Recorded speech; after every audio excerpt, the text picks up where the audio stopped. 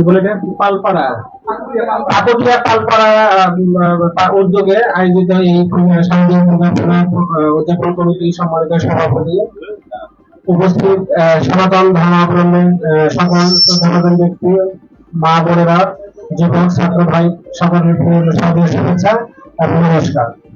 আমরা আজকে আসলে মূলত এসেছি আপনাদের সাথে পুজোর শুভেচ্ছা বিনিময় করার জন্য। আমরা এসেছি বাংলাদেশ জাতীয়তাবাদী দল বিএনপির কেন্দ্রীয় নির্বাহী কমিটির ভাইস চেয়ারম্যান জনাব অ্যাডভোকেট আব্দুল সালাম বিন্দু সাহেবের পক্ষ হতে।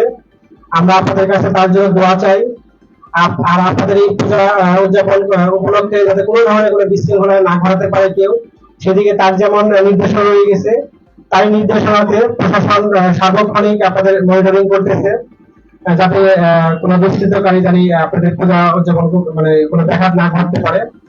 আর ঝাড় ইউনিয়ন বিএনপির বিভিন্ন ইউনিটের নেতা কর্মীরাও নিরাপত্তার কাজে নিয়োজিত আছে, তারা মনিটরিং করতেছে। আপনাদেরকে আশ্বস্ত করতে চাই দল থেকে, যাতে আপনাদের এই সনাতন ধর্ম মানে পুজো উপলক্ষে যেন কোনো নাশকতার অপচেষ্টা কেউ না ঘটাতে পারে, সেদিকে আপনারা নিশ্চিত থাকবেন যে এখানে প্রশাসন মানে সর্বাত্মক সহযোগিতা করবে আপনাদের পাশে। আর আপনাদের একটি কথা বলতে চাই, আগামী জাতীয় সংসদ নির্বাচনে জাতীয়তাবাদী দলের সমর্থন আশা করি আপনাদের কাছে। আমাদের এই গোপালপুর গণমানুষের নেতা, বাংলাদেশ জাতীয়তাবাদী দলের ভাইস চেয়ারম্যান, সাবেক সফল মন্ত্রী জনাব অ্যাডভোকেট আব্দুল সালাম বিন্দুর জন্য দোয়া চাই। আপনারা জানেন উনি অসুস্থ, ওনার চিকিৎসা শেষে যেন উনি আবার আমাদের মাঝে ফিরে আসতে পারেন, তার জন্য আপনারা দোয়া করবেন। আর সর্বোপরি আপনাদের এই শারদীয় দুর্গাপূজা স্বাবলম্বী হোক, সার্বজনীনতা সবার ঘরে ঘরে ছড়িয়ে যাক। সেখান থেকে আমাদের যে শিক্ষা নেওয়ার কথা, আমরা সেই শিক্ষা নিই। আমাদের আজকে নবমী, আমরা জানি আপনাদের কালকে এটা দশমী মানে বিসর্জন হবে।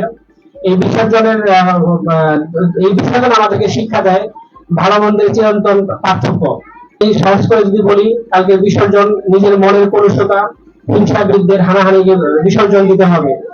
এই বিসর্জন দিয়ে নতুন উদ্যমে নতুন উদ্দীপনা আমাদেরকে আবার সামনে এগিয়ে যেতে হবে। আমি মনে করি এই শিক্ষা আমরা যদি সকল ধর্মের মধ্যে আমরা ছড়িয়ে দিতে পারি, আমরা যদি বিশ্বাস করি এই প্রতিমা বিসর্জনের যে শিক্ষা, সেটা যদি বিশ্বাস করি, তাহলে আমার মনে হয় আমাদের এই সমাজে হিংসা হানাহানি ভেদাভেদ থাকবে না।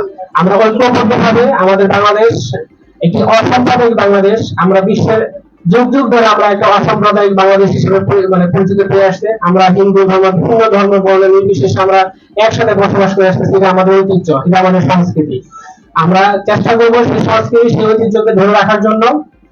আর আপনাদের এই সংস্কৃতি এবং এই মানে কি বলে এটা সার্বজনীন যে শিক্ষা, এই সার্বজনীন শিক্ষা আমাদের সকলের মধ্যে ছড়িয়ে পড়বে, সেই প্রত্যাশা ব্যক্ত করে আমি আপনাদের আমার বিদায় নিচ্ছি, আমার বক্তব্য শেষ করছি।